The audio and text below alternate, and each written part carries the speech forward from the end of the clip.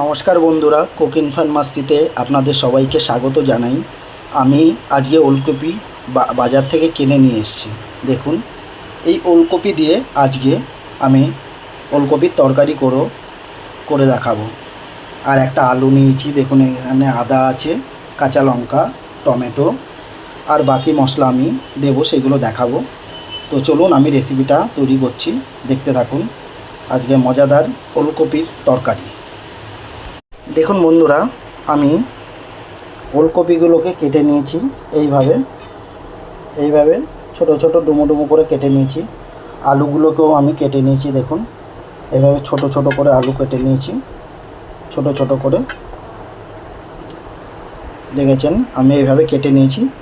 এবার আমি এইগুলোকে একটু ভাপিয়ে নেব, একটু গরম জলে ভাপিয়ে নেব। চলুন আমি বসাচ্ছি। দেখুন বন্ধুরা, আমি গ্যাসে বসিয়ে দিয়েছি ভাপানোর জন্য। আর এখানে টমেটো আর আদা নিয়েছি। এই আদা আর টমেটোকে একটুখানি গ্রেট করে নেব। অনেকটাই আদা আছে, কিন্তু এতটা আদা এখানে লাগবে না।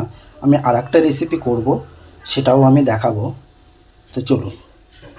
দেখুন বন্ধুরা, এখানে টমেটো আর আদাটাকে আমি গ্রেট করে নিয়েছি, আর কাঁচা লঙ্কাগুলোকে আমি মাঝখান থেকে চিড়ে চিড়ে নিয়েছি। আর এইদিকে দেখুন আমার কচুটা সেদ্ধ হচ্ছে, মোটামুটি হয়ে এসছে, একটু পরেই নামিয়ে নিচ্ছি। দেখুন এখানে কিছুটা চিংড়ি মাছ নিয়ে নিয়েছি। আজকে চিংড়ি মাছ দিয়ে ওল কচু বানাবো। তো দেখুন এখানে চিংড়ি মাছটা রয়েছে। দেখুন বন্ধুরা, এখানে আমি চিংড়ি মাছে নুন হলুদ মাখিয়ে নিয়েছি, আর আমি কড়াইতে তেল দিয়ে দিয়েছি। এবার চিংড়ি মাছগুলো আমি কড়াইতে দিয়ে একটু ভালো করে ভেজে নেব।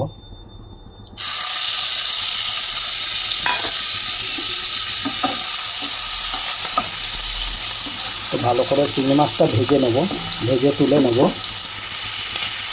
বেশি ভাজবো না, কারণ হালকার উপরে ভেজে আমি তুলে নেব। আর এখানে দেখুন গাঠি কচুগুলো আমি সিদ্ধ হয়ে জল ঝরিয়ে রেখে দিয়েছি। দেখুন বন্ধুরা, এখানে আমি চিংড়ি মাছটা ভেজে তুলে নিয়েছি, আর এখানে জিরে রেখেছি। এবার জিরেটা আমি এখানে কড়াইতে তেল দিয়েছি সামান্য পরিমাণে, জিরে ফোড়নটা দিয়ে দিচ্ছি।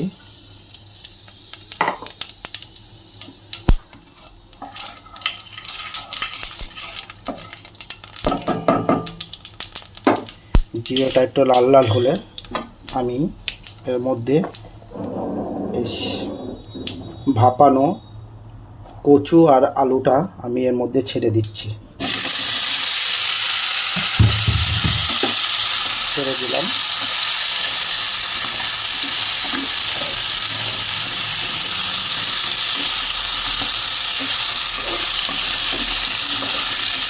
এটা ভালো করে নাড়িয়ে চাড়িয়ে নেব 5-7 মিনিটের জন্য।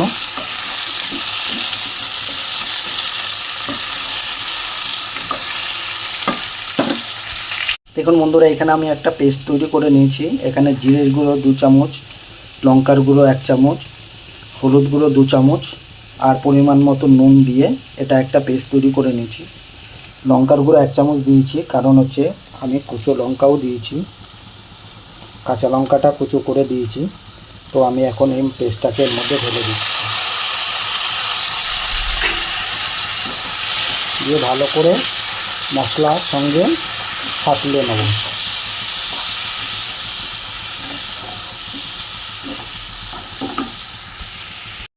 মশলার সঙ্গে এইভাবে সাঁতলে নেব। দেখুন বন্ধুরা,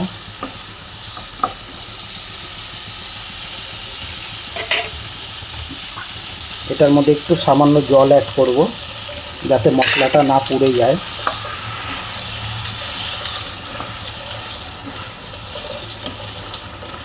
ভালো করে কষাতে হবে। আমি ভালো করে একটু কষিয়ে নিচ্ছি। দেখুন বন্ধুরা, আমার কষানো হয়ে গেছে। এবার চিংড়ি মাছটা এর মধ্যে দিয়ে দিলাম, দিয়ে ভালো করে নাড়িয়ে চাড়িয়ে নেব। কিছুক্ষণ একটুখানি কষিয়ে তারপর জল ঢেলে দেবো। দেখুন বন্ধুরা, কষানো হয়ে গেছে। এবার আমি জল ঢেলে দেবো।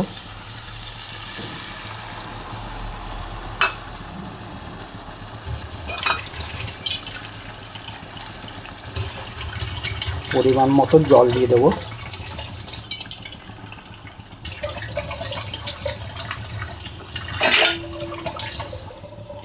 দেখুন জল দিয়ে দিয়েছি, দিয়ে একটু ভালো করে ফুটিয়ে নেব।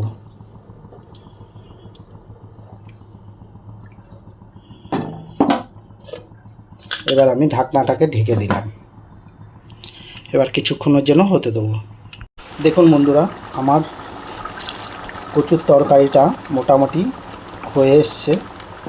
এবার একটু ব্যালেন্সের জন্য এখানে একটু চিনি অ্যাড করে দিলাম।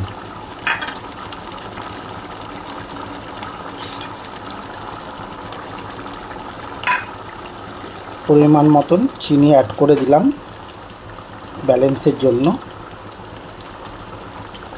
মোটামুটি হয়ে এসছে, ওলকচি মোটামুটি সিদ্ধ হয়ে গেছে, ভালোও হয়েছে। দেখুন কত সুন্দর কালার এসছে। দেখুন বন্ধুরা আমার ওলকচু অলমোস্ট কমপ্লিট হয়ে গেছে। এখানে আমি এই ধনেপাতা কোচানোটা আমি দিয়ে দিলাম, আস্তে করে ছড়িয়ে দিলাম, এর মধ্যে ছড়িয়ে দিচ্ছি। বন্ধুরা, আমার এই রেসিপিটা যদি আপনাদের ভালো লেগে থাকে তো আমার চ্যানেলটাকে সাবস্ক্রাইব করবেন, লাইক করবেন, শেয়ার করবেন অ্যান্ড কমেন্ট করবেন। আর এরকম নতুন নতুন রেসিপি পেতে আমার চ্যানেলটাকে ফলো করবেন। দেখুন এবার আমি একটু ঢেকে রেখে দেবো, কারণ ধনেপাতাটা দিলাম, ধনেপাতার ফ্লেভারটা কচুর মধ্যে চলে যাবে। আমি নামিয়ে নিচ্ছি একটু পরেই। দেখুন বন্ধুরা, আমার রেসিপিটা অলমোস্ট কমপ্লিট হয়ে গেছে, আমি নামিয়েও নিচ্ছি। দেখুন কত সুন্দর কালার এসছে।